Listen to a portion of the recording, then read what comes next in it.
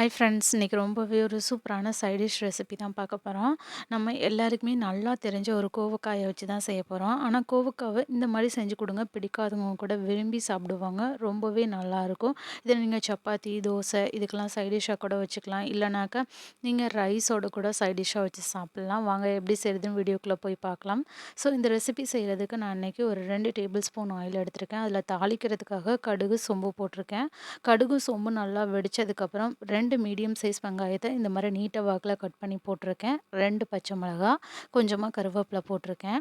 இப்போ இது எல்லாத்தையும் ஒரு முறை நல்லா வதக்கி விட்டுக்கலாம்.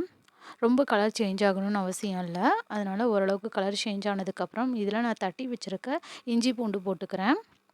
இஞ்சி பூண்டை நீங்கள் தட்டி போடுங்க, அப்போ தான் ரொம்பவே வாசமாக இருக்கும் இந்த ரெசிபிக்கு. இப்போ இதையும் நல்லா நம்ம ஒரு முறை வதக்கி விட்டுக்கலாம். இதுக்கப்புறம் இதில் நான் கொஞ்சமாக கொத்தமல்லியும் புதினாவும் சேர்த்துக்கிறேன். இந்த ஸ்டேஜில் நீங்கள் கண்டிப்பாக அந்த கொத்தமல்லி புதினாவை சேருங்க. இந்த மாதிரி சேர்த்து வதக்கிட்டு அந்த ரெசிபியை செய்யும்போது நல்ல ஒரு அரோமாவோட சாப்பிட்றதுக்கு ரொம்பவே நல்லாயிருக்கும். நல்லா கொத்தமல்லியும் புதினாவும் வதங்கினதுக்கப்புறம் இதில் கொஞ்சமாக மஞ்சத்தூள், மிளகாத்தூள் காரத்துக்கு ஏற்ற மாதிரி போட்டுக்கோங்க. கொஞ்சமாக கறி மசாலா இல்லை கரம் மசாலா போட்டுக்கோங்க. இப்போ இதையும் சேர்த்து ஒரு முறை நல்லா வதக்கி விட்டுக்கலாம். இப்போது நல்லா வதக்குனதுக்கப்புறம் இதில் 2 மீடியம் சைஸ் தக்காளியை இந்த மாதிரி கட் பண்ணி எடுத்துருக்கேன், அதையும் சேர்த்துக்கோங்க. இப்போது தக்காளி நல்லாவே வதங்கி வரணும். அதுக்காக நான் கொஞ்சமாக இதில் உப்பு சேர்த்துக்கிறேன். நம்ம உப்பு சேர்த்துட்டு வதக்கும்போது சீக்கிரமாக தக்காளி நமக்கு வதங்கி வந்துடும்.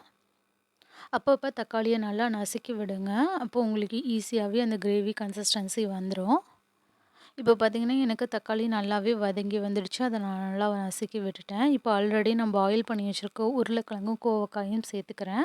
நீங்கள் கோவக்காயை இந்த மாதிரி வேக வைக்காமல் சேர்த்திங்கன்னா உங்களுக்கு வேகிறதுக்கு ரொம்பவே டைம் எடுக்கும். இல்லைன்னா நறுக்கு நறுக்குன்னு இருக்கும் சாப்பிடும்போது.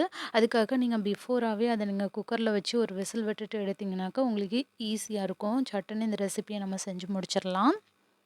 இப்போ நான் வேக வச்ச கோவக்காவையும் உருளைக்கிழங்கும் சேர்த்துருக்கேன். அதை ஒரு முறை நல்லா நான் மிக்ஸ் பண்ணி விட்டுக்கிறேன்.